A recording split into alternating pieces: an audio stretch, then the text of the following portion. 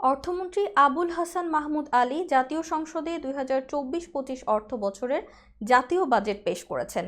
এই বাজেটের রাজস্ব আদায়ের লক্ষ্যমাত্রা ধরা হয়েছে 5,41,000 কোটি টাকা, যা জিডিপির 9.7%।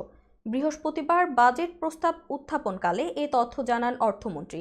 তিনি বলেন, আগামী 2024-25 অর্থ বছরে মোট 5,41,000 কোটি টাকা রাজস্ব আয় প্রাক্কলন করা হয়েছে, যা জিডিপির 9.7%।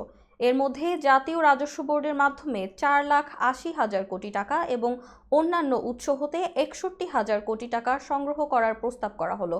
এছাড়া 2024-25 অর্থ বছরের বাজেটের আকার প্রাক্কলন করা হয়েছে 7,97,000 কোটি টাকা, যা জিডিপির 14.2%।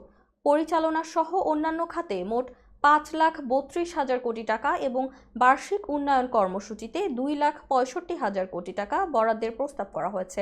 এর আগে 2024-25 অর্থ বছরের প্রস্তাবিত বাজেট জাতীয় সংসদে উপস্থাপনের অনুমোদন দেয় মন্ত্রিসভা।